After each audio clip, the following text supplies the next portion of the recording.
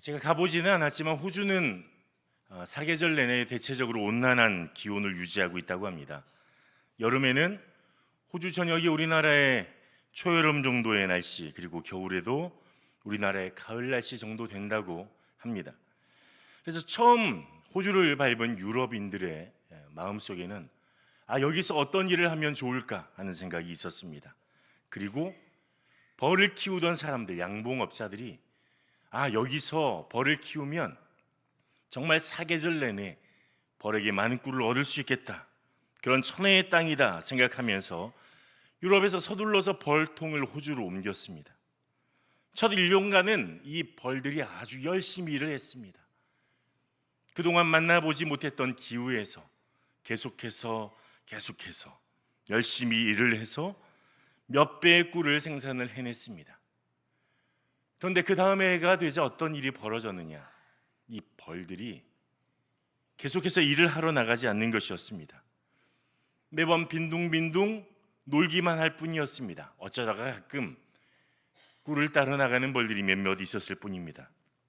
왜냐하면 이 벌들은 사계절 내내 거의 모든 일정 기간 동안에 꿀을 모을 수 있기 때문에 굳이 꿀을 모아두지 않아도 되었기 때문입니다. 그래서 꿀을 따러 나가지 않고 놀다가 부족하면 그때서야 꿀을 따러 나갔다, 이런 이야기가 있습니다. 부족함이라는 건 때로는 우리에게 은혜가 되는, 우리에게 도움이 되는 시간들입니다. 결핍이라고 하죠. 사실 결핍, 부족함이 없는 사람은 없습니다. 우리는 늘 부유하고 풍족하길 원합니다. 부족함이 없는 삶을 원하지만 오히려 우리는 부족할 때, 결핍이 있을 때 하나님의 은혜가 임하는 사실을 깨달아야 합니다. 부족하고 모자라고 연약하기 때문에 하나님의 도우심을 구할 수 있고, 하나님의 은혜를 구하며 하나님의 놀라운 사랑의 손길을 만날 수 있는 기회를 갖게 된다는 것입니다. 우리 오늘 본문을 통해서 하나님이 우리의 부족함 가운데 어떻게 일하시는지, 우리는 어떻게 이 부족함을 대해야 할지를 함께 살펴보고자 합니다.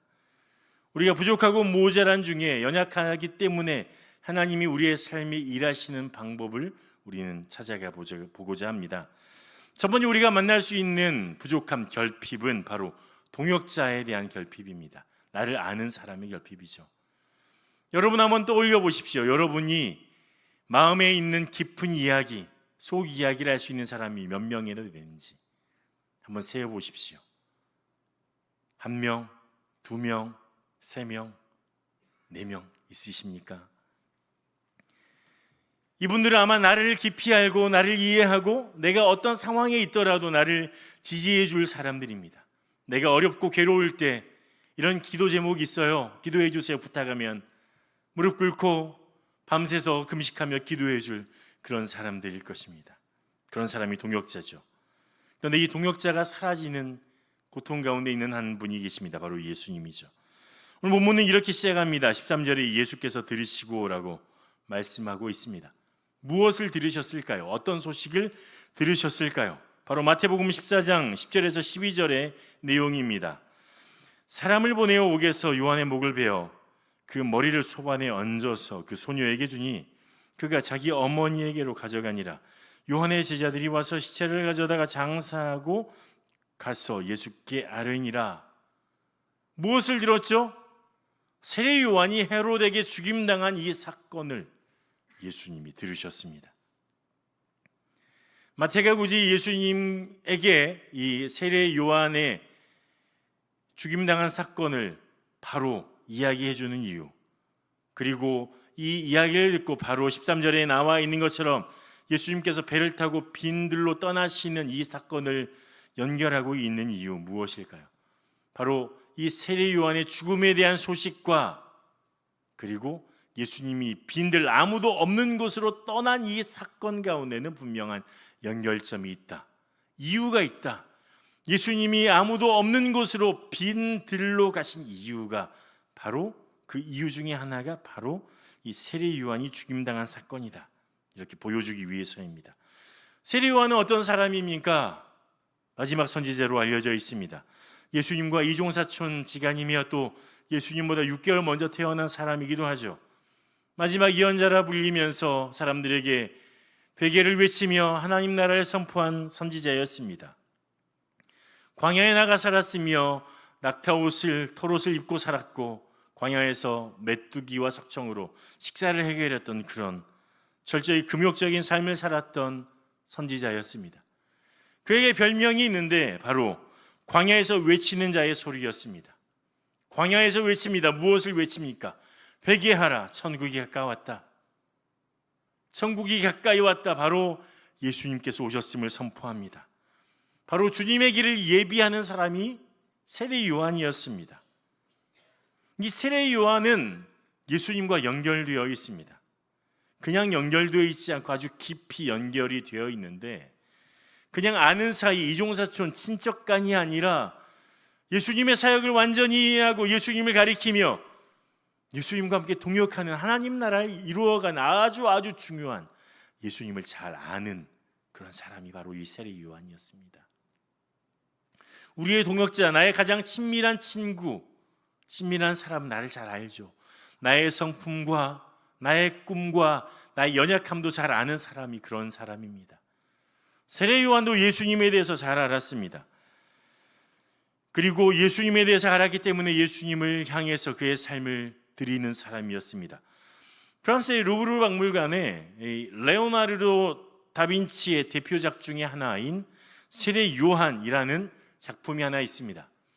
이 작품을 보면 세례 요한이 그려져 있고 세례 요한이 손가락을 들어서 하늘 위를 가리키는 모습을 보여주고 있습니다. 다빈치는 아마 이런 생각을 했을 것입니다. 세례 요한의 삶의 목적과 사명은 하늘을 가리키는 것, 하나님 나라를 가리키는 것, 그리고 예수님을 가리키는 것이었다. 그의 삶의 목적이자 사명이자 소명이 바로 하나님 나라 예수님을 가리키는 것이었습니다. 그리고 바로 예수님께 세례를 주는 사람이기도 했습니다. 세례 요한은 이런 이야기도 있죠. 나는 너희로 회개하게 하기 위하여 물로 세례를 베풀거니와 너희 뒤에 오시는 이는 나보다 능력이 많으시니 나는 그의 신을 들기도 감당하지 못하겠노라. 그는 성령과 불로 너에게 세례를 베풀 것이다 라고 마태복음 3장 11절에 말합니다. 나는 물로 세례를 주지만 내 뒤에 오시는 그분 예수님은 너희에게 물로가 아니라 성령과 불로 너의 심령을 뜨겁게 태우는, 죄를 태우는 그 은혜로 세례를 주실 것이다. 그렇게 세례 요한은 예수님에 대해서 가장 깊이 이해한 사람이었습니다. 구원자이신 예수님께 세례를 베풀었을 뿐만 아니라 예수님이 가시는 첫 걸음을, 공생의 사역을 열어준 사람일 뿐만 아니라 예수님에 대해서 가장 잘 이해하고 그분의 구원 사역에 대해서 이해했을 뿐만 아니라 예수님의 십자가 길까지 이해한 그런 사람이 바로 세례 요한이었습니다. 어쩌면 세례 요한은 제자들보다 예수님에 대해서 더 깊이 알았을 것입니다. 제자들은 피상적으로 예수님과 함께 있었지만 세례 요한은 그의 삶을 전부를 들여 예수님과 함께 했습니다. 그런데 그렇게 예수님을 잘 알고 예수님의 시작을 열며 정말 예수님의 진실한 동역자였던 세례 요한이 죽임을 당했습니다. 나를 가장 잘 알고 나를 가장 잘 이해하는 한 사람, 그가 사라졌습니다. 예수님의 마음이 어땠을까요? 우리의 가장 친한 지인을, 가장 친한 친구를 잃게 되면 좌절과 낙심이 오게 되죠. 실망하게 됩니다. 네 이야기를 더 이상 들어줄 사람이 없구나, 내 말을 이해할 사람이 없구나, 나를 알아주는 사람이 없구나. 민노아라는 이름을 가진 한국인 선교사님, 한국 선교사님 프레데릭 밀러 선교사님이 계셨습니다. 이 선교사님은 피츠버그 국립고등학교를 졸업하고 피츠버그 대학을 졸업한 후에 뉴욕 유니온 신학교를 졸업하고 1892년에 한국에 선교사로 오게 됩니다. 장로교 선교사로 오게 되는데, 밀러 선교사님은 마포 삼열 선교사님과 함께 언더우드 선교사님이 세운 예수교 학당, 지금의 경신학교를 맡게 됐습니다. 3대 학장을 맡게 됐고, 그리고 민노아 학당으로 이름을 바꾸며 이 교육사역을 감당하게 됩니다. 이때 제자 중에 한 명이 굉장히 유명한 사람입니다. 바로 도산 안창호 선생이었습니다. 도산 안창호 선생이 17살 때 민노아 선교사에게, 밀러 선교사에게 세례를 받게 됐습니다. 6개월 만의 일이었습니다. 그리고 안창호 선생이 유학을 갈 수 있도록 밀러 선교사님은 많은 준비를 했습니다. 뿐만 아니라 결혼까지 시켜서 주례를 한, 그리고 유학길을 열어주었던 선교사님이기도 합니다. 밀러 선교사님이 유명한 것 중에 하나는 바로 찬송과 관련되어 있습니다. 많은 찬송을 번역하고 책을 만들고 또 지어서 한국에 번역하는 이 찬송집을 낸 분이 바로 이 민노아 선교사님입니다. 밀러 선교사님이죠. 이 밀러 선교사님이 지은 찬송들이 몇 개가 있는데 그 중에 5곡이 우리 찬송가에 실려 있습니다. 그 중에 주의 말씀 듣고서 준행하는 자는 이 찬송가도 있고요. 공중 나는 새를 보라, 이 찬송도 바로 민노아 선교사, 밀러 선교사가 지은 곡입니다. 이 찬송을 펴보면 작사가 이름에 민노아라고 적혀 있습니다.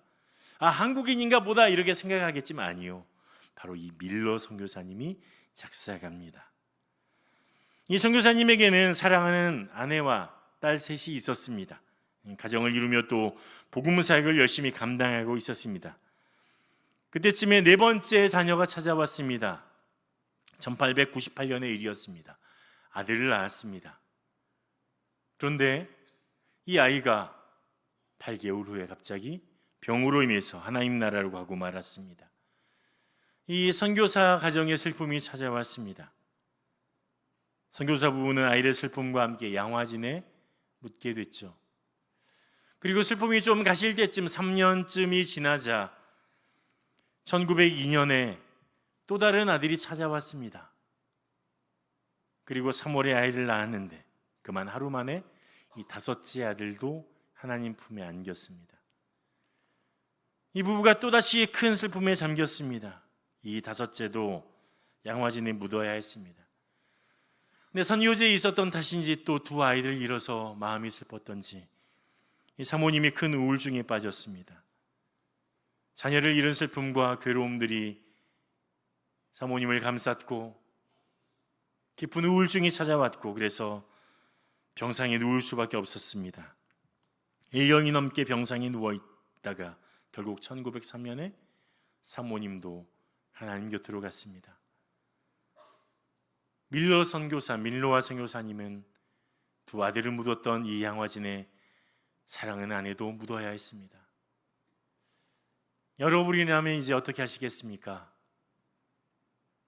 다 접고 본구로 돌아가자. 모든 것을 잃었구나. 나머지 3 딸도 잃을 수 있으니 돌아가야 하지 않을까 고민했겠죠. 하지만 민노아 선교사님은 그러지 않았습니다. 그는 이런 기도를 붙들고 기도했습니다. 예수님 도대체 누구십니까? 주변 사람이 이렇게 조선인들이 수군댑니다. 저 선교사 예수 믿는다고 하는데 예수가 누구길래 아들들도 있고 자녀도 아내도 잃고 저렇게 슬픔 가운데 빠져 있는가? 예수를 믿으면 행복한 것 아닌가? 그런 이야기가 들려오는 것 같았습니다.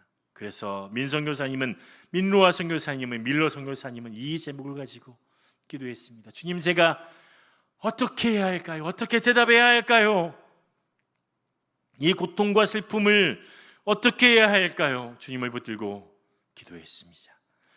그러자 하나님이 그 마음 가운데 답을 주십니다. 그리고 찬송을 만들었습니다. 시를 만들었습니다. 바로 이런 제목이었습니다. 예수님은 누구신고 하니.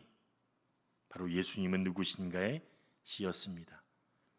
예수님은 누구신지에 대해서 자신의 신앙 고백을 20가지의 대답을 담아서 이 시에 담아냈습니다.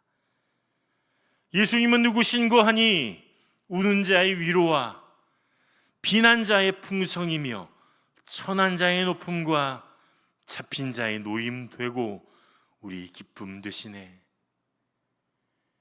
내가 아들 2을 잃고 아내도 잃어서 슬픔 가운데 있지만, 나의 가장 사랑하는 동역자를 잃었지만 나에게 예수님은 이런 분이십니다 라고 고백합니다.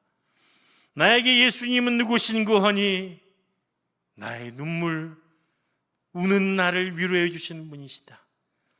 예수님은 누구신고 하니 비난자, 아무것도 없이 가난한 자를 풍성케 하시는 분이시다. 예수님은 누구신고 하니 천하다고 그렇게 손가락질 받는 자를 높여주는 분이시다. 예수님은 누구신고 하니 잡혀서 갇힌 자를 놓아주시는 분이시다. 예수님은 누구신고 하니 슬픔 가운데 있는 자를 기쁘게 하시는, 기쁨이 되시는 분이시다. 이것이 민노아 선교사님의 믿음의 고백이었습니다.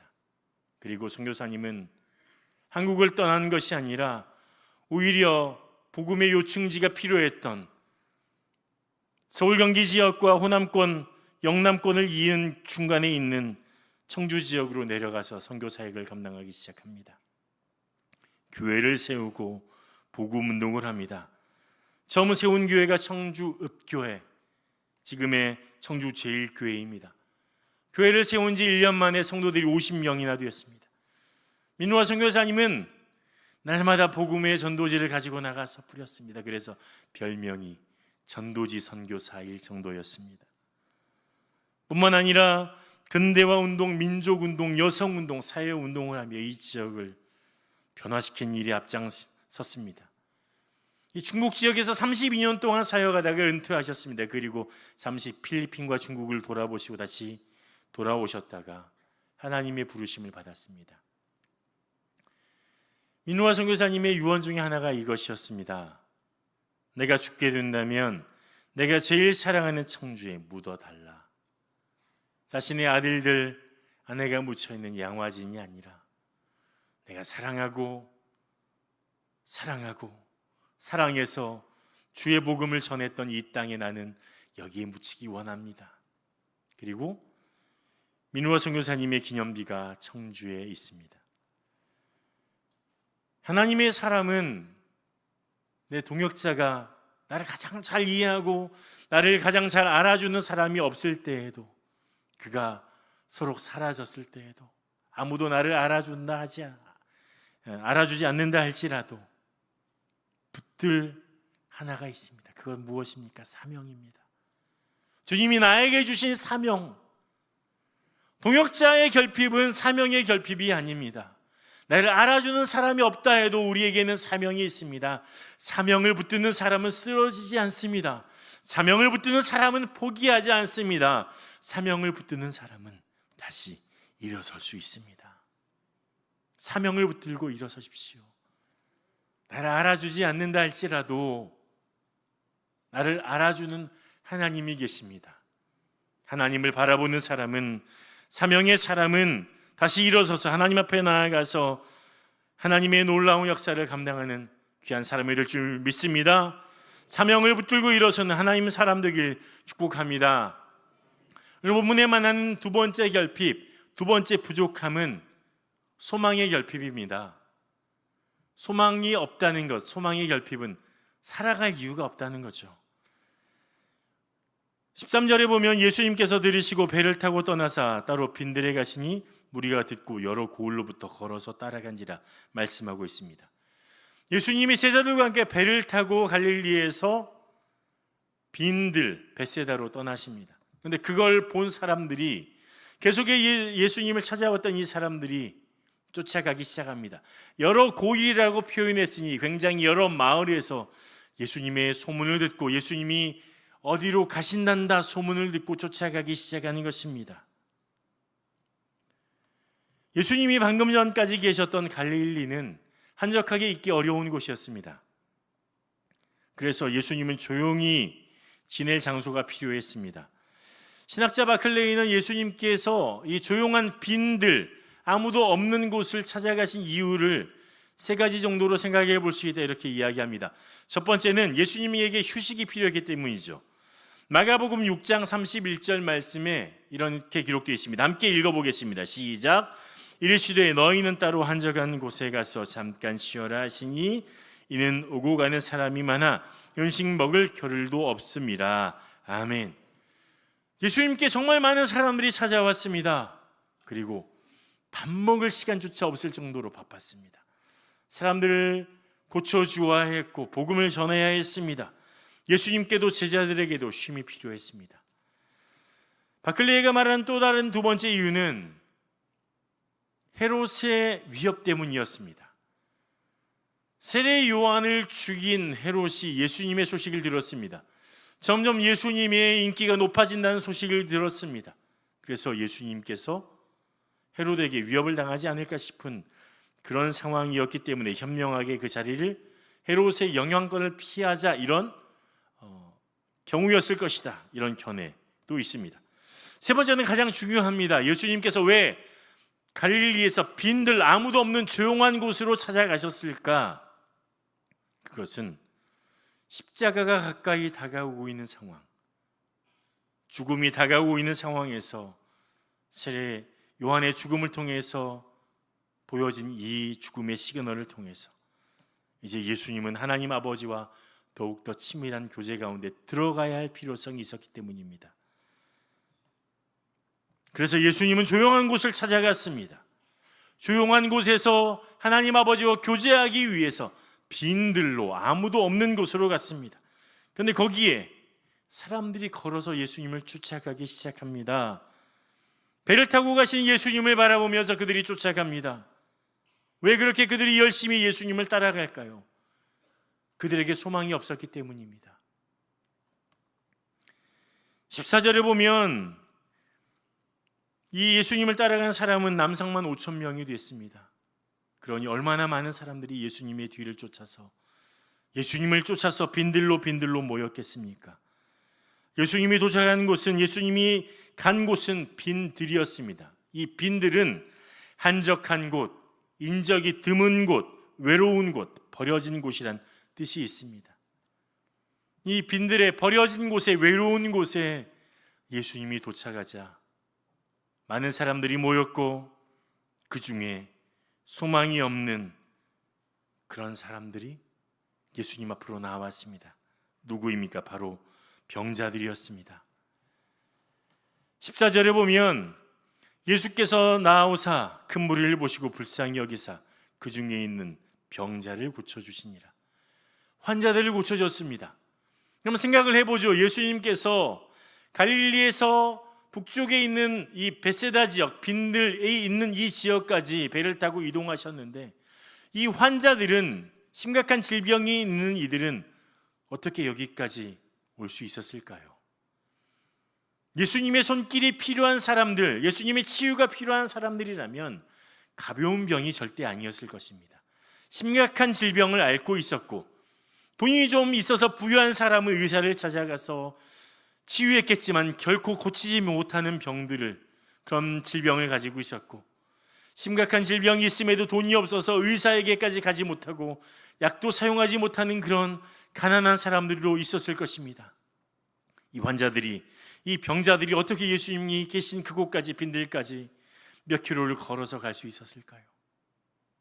그들에게 소망을 향한 그런 뜨거운, 자신의 소망 없음을 깨닫고 나에게는 아무런 소망이 없는데 저분에게는 소망이 있다, 저분을 만나야 된다, 이 마음이 있었습니다. 그래서 걷든지 절뚝거리든지 누군가를 의지해서 부축을 당해 오든지 아니면 때로는 들것에 들려오든지 이 병자들은 예수님을 찾아갔습니다. 소망이 없는 이들이 소망이신 예수님을 향하여 나아갔습니다. 그리고 소망이신 예수님을 만났습니다. 소망이 없는 이들이 예수님을 만나자 그들이 회복됐습니다. 때로는 우리가 살아갈 힘이 없구나, 이렇게 살아서 무엇하지, 그런 마음이 들 때도 있습니다. 우리가 예수님을 믿지만 때로는 우리 마음에 좌절되고 낭망되고 실망되고 더 이상 나에게 살아갈 힘도 없구나라고 생각될 때도 있습니다. 때로는 정말 살기 싫다, 그럴 때도 찾아오죠. 그런데 우리는 그때 빈들로 가신 예수님을 바라봐야 합니다. 나를 바라보면 나는 죽어가고 있고 나에게 소망이 없고 생명이 없는데 예수님을 바라보니 거기에 생명이 있고 거기에 소망이 있습니다. 그럼 어떻게 해야 됩니까? 힘들어도 절뚝거리면서 주님을 쫓아가야죠. 빈들로 나가야죠. 가는 길이 쉽지 않습니다. 험난합니다. 어렵죠. 하지만 포기해서 안 됩니다. 소망이 없는 사람에게 필요한 것은 바로 소망이신 예수님입니다.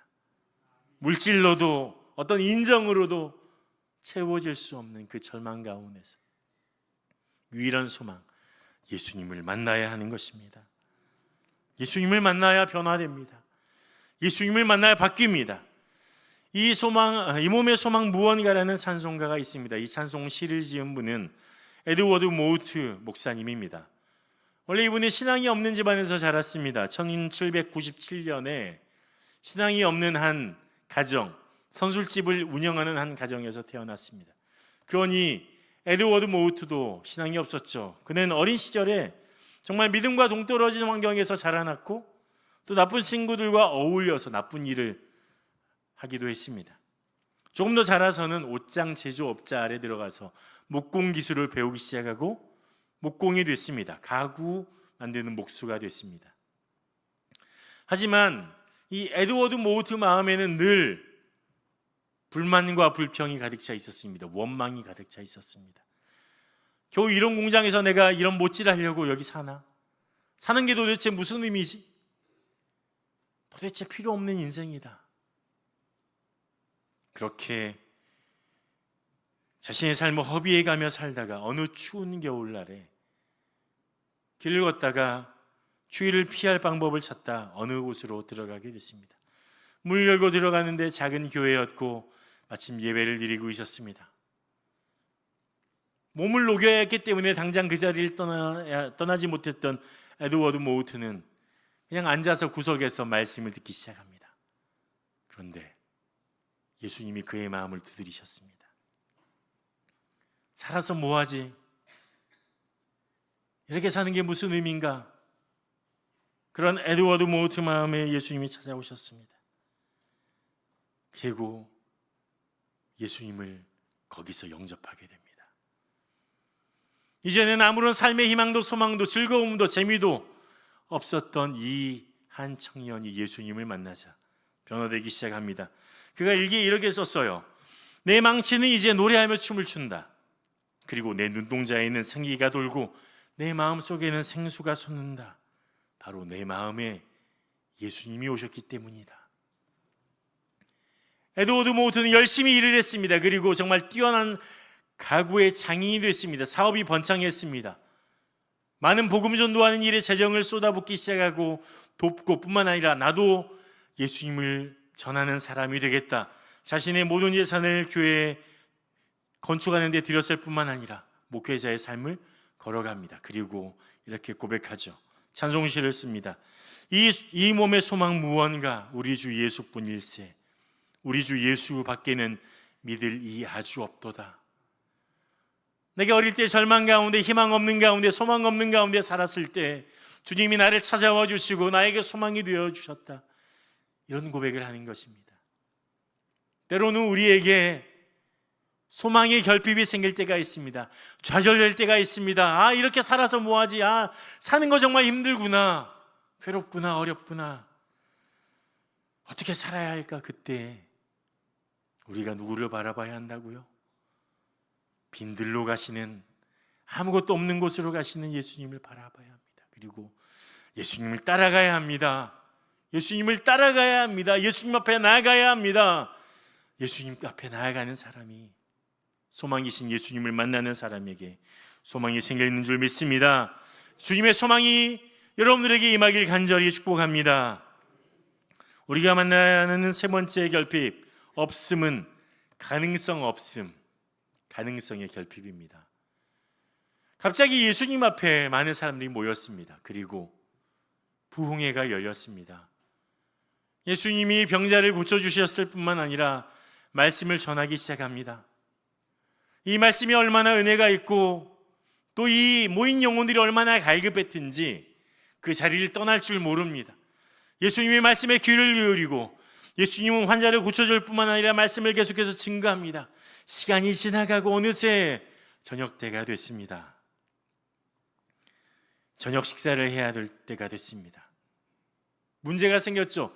이 수많은 사람들이 식사를 어디서 합니까? 15절입니다. 함께 읽어보겠습니다. 시작. 저녁이 되매 제자들이 나와 이르되 이곳은 빈들이요 때도 이미 저물었으니 무리를 보내어 마을에 들어가 먹을 것을 사 먹게 하소서. 가장 합리적이고 이성적인 방법이죠. 제자들이 꺼내놓은 방법입니다. 날이 저물었으니까 우리가 먹을 것을 줄 수가 없습니다. 돈을 쓰려면 200데나리온이나 떡을 사서 나누어 줘야 하는데 어떻게 줍니까? 각자 돌아가서 먹게 하십시오. 하지만 예수님은 제자들이 알지 못하는 일을 준비하고 계셨습니다. 불가능에 대한 예수님의 계획입니다. 16절과 17절입니다. 함께 읽겠습니다. 시작. 예수께서 이르시되 갈 것 없다. 너희가 먹을 것을 주라. 제자들이 이르되 여기 우리에게 있는 것은 떡 5개와 물고기 2마리 뿐이다. 제자들의 손에는 한 아이가 가져왔던 떡 5개, 물고기 2마리밖에 없었습니다. 이걸로 남자만 5,000명입니다. 그러면 이곳에 아이들도 있었고 여인들도 있었습니다. 최소한 1만 명에서 많으면 2만 명까지 되는 그 많은 사람들을 먹이는 일이 가능할까요? 한 아이의 도시락인데 가능성이 없습니다. 불가능한 일이죠. 그런데 하나님은, 예수님은 제자들에게 가져오라고 한 것처럼, 너희가 먹을 것을 주라고 한 것처럼 때로는 우리에게 불가능에 초대하실 때가 있어요. 우리가 불가능해 보이는 일로 그것을 해라, 그런 일을 감당해라 하실 때가 있습니다. 불가능한 상황에서, 가능성이 완전히 없는 상황에서 예수님은 그런 일을 하라고 합니다. 그런데 하나님의 능력은 여기에서 나타납니다. 가능성이 없는 곳에 하나님의 은혜와 능력이 나타납니다. 마태복음 14장 18절입니다. 이르시되 그것을 내게 가져오라 하시고, 제자들에게 있는 아주 작은 가능성, 아니 가능성조차 보이지 않는 이 작은 것, 바로 떡 5개와 물고기 2마리를 가져오라고 예수님이 말씀합니다. 여기서부터 역사가 시작되는 겁니다. 우리는 불가능하죠. 이것으로 먹일 수 있는 것이 없습니다. 하지만 이 불가능한 모든 것들 가운데 우리가 할 수 있는 가장 작은 것을, 최선을 가지고 예수님 앞에 나아갈 때 바로 그때 일이 시작됩니다. 주님은 우리에게 문제를 내게 가져오라고 하십니다. 너희가 그것들을 싸매고 몇 데나리온 가지고 먹일까 고민하지 말고, 상점이 몇 개 있는데 저기서 얼마를 사고 여기서 몇 킬로 가면 떡을 파는 곳이 몇 군데 있는데 무엇을 사고 계산하는 것이 아니라 그냥 너희의 문제, 그리고 너희가 가진 가장 작은 최선을 가지고 와라. 보리떡 5개와 물고기 2마리를 다른 곳이 아닌 바로 나에게 가져와라 말씀합니다. 제자들에게 필요한 것은 200데나리온이 아니었습니다. 5,000명을 먹일 만한 그런 계산이 아니었죠. 단지 그것을 가져가는 믿음이었습니다. 하나님, 우리에게는 이것밖에 없고, 우리는 부족하고 연약하고 우리에게는 줄 것이 아무것도 없지만 이것 주님이 가져오라니 가져갑니다. 주님이 일해 주십시오. 그곳에서 하나님의 은혜와 능력이 시작되었습니다. 마태복음 14장 19절입니다. 함께 읽겠습니다. 시작. 무리를 명하여 잔디 위에 앉히시고 떡 5개와 물고기 2마리를 가지사 하늘을 우러러 축사하시고 떡을 떼어 제자들에게 주시매 제자들이 무리에게 주니. 아멘. 역사가 일어나기 시작합니다. 제자들이 예수님 앞에 문제를 맡기자 주님, 이것이 주님이 해결하실 문제입니다. 내게 가져오라는 그 문제를 가지고 주님 앞에 나아가자. 예수님이 기도하시고 축복하시고 떡과 물고기를 떼기 시작하는데 이것이 끊어지지 않습니다. 불가능한 것이 가능한 것이 됐습니다. 정말 불가능한 것이, 물고기 2마리, 떡 5개로 먹일 수 없는 이 가능성이 결핍된 이 모든 것들이 무너지고 예수님의 능력이 나타났습니다. 우리가 하나님 앞에 우리의 모자람을 가지고 나아갈 때 이런 능력을 만날 수 있는 것입니다. 계산해서 이건 이렇고 저건 저렇고 그러니 안 됩니다. 주님, 제가 어떻게 할까요? 가 아니라 주님, 제가 할 수 있는 최선은 이거밖에 없습니다. 하지만 주님이 가져오라고 하시니 제가 가지고 나아갑니다 하고 주님 손에 맡겨드렸을 때 그때 하나님의 역사와 은혜와 능력이 일어나는 줄 믿습니다. 우리는 문제를 해결할 수 없지만 예수님은 모든 문제를 해결할 수 있으십니다. 우리가 불가능하다고 했던 모든 것들을 가능케 하시는 분이 바로 우리의 주님이십니다. 그런데 이 기적에는 또 다른 요소가 필요합니다. 오병이어 5,000명을 먹이신 이 사건에 물고기 2마리, 떡 5개가 하늘로부터 떨어졌다면 어땠을까요? 만나처럼. 근데 하나님은 그렇게 하지 않으셨죠. 예수님이 이 나누어진 떡과 물고기를 누구의 손에 맡기셨습니까? 바로 제자들의 손에 맡겼습니다. 하나님의 역사와 기적은 그냥 받아먹는 게 아니라 내가 그 기적에 동참하라는 초대를 받고 있다는 사실을 알아야 합니다. 나도 주님의 사역에 동참해서 그냥 바라만 보는 것이 아니라 주님이 부르신 그 기적에 나도 뛰어들어서 나누는 일로, 헌신하는 일로, 감당하는 일로, 믿음으로 순종하는 일로 나아가야 한다는 것입니다. 여기에는 순종의 믿음이 필요합니다. 예수님께서 사역을 시작하기 전에 결혼잔치에 초대받은 적이 있으십니다. 거기에 예수님의 어머니 마리아도 같이 갔죠. 결혼잔치가 한창 진행되고 사람들이 떠들썩한데 중요한 문제가 하나 생겼습니다. 바로 필수품인, 잔치의 필수품인 포도주가 떨어진 것입니다. 그만. 어떻게 해야 할까요? 이 잔치를 주관하는 이제 주인은 정말 수치스러운 일을 당하게 됐습니다. 잔치 하나 제대로 준비하지 못한다고, 혼인잔치 하나 제대로 하지 못한다고 손님들이 불평불만이 나올 것이 분명해 보였습니다. 예수님께서 하인들에게 말씀합니다.